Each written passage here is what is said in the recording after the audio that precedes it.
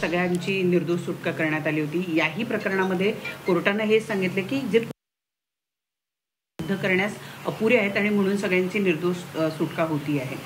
लागोपाठ दोन महत्त्वाच्या केसेस ते खरं आहे ते रेल्वे बॉम्बस्फोट सुद्धा त्यातले सुद्धा काही जे लोक काही नाही सगळेच लोक सुटले ते आणि ह्या केसमध्ये सुद्धा आता कुठे कमतरता पडते आहे तपासामध्ये पोलिसांचे त्याचं डिपार्टमेंट जे आहेत प्रमुख जे आहेत ते सगळा अभ्यास करतील आणि मग त्याच्यावर जे आहेत काही मार्गदर्शक सूचना ज्या आहेत त्या प्रस्तुत करतील की असं होता कामा नये।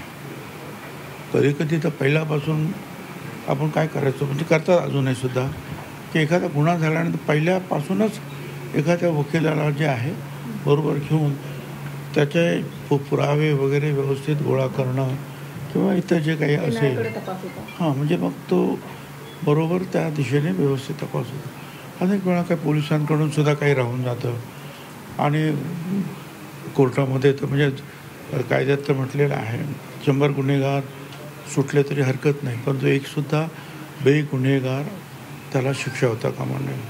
त्याच्यामुळे कुठेही त्रुटी असता कामा नये याची काळजी जी आहे पोलिसांनी आता घ्यावी लागेल जास्त। सर हेच पहिलं प्रकरण असं आहे ज्या प्रकरणानंतर भारतामध्ये भगवा दहशतवाद नावाची एक नवीन थिअरी आलेली होती या प्रकरणानंतर। त्यापूर्वी कदाचित हा शब्द कधी उच्चारला गेला त्यापूर्वी सुद्धा नव्हतं आणि त्यानंतरही हा शब्द कधी आला नाही परत, तर एकदाच तो शब्द आला होता। सर या बॉम्बस्फोटामध्ये जवळपास 100पेक्षाही जास्त लोक जखमी झालेले होते आणि आज जो निकाल आलेला आहे त्यामुळे कुठेतरी ते सगळे जखमी झालेले लोक आहेत जे पीडित झालेले लोक आहेत त्यांच्यावर कुठेतरी अन्यायकारक वाटत नाही का तुम्हाला? हे पहा आता जखमी झालेले आहेत खूप लोक झाले, मी सुद्धा त्यावेळेला तिकडे गेलो होतो, कदाचित मी पालकमंत्री असेल त्यावेळेला जिल्ह्याचा।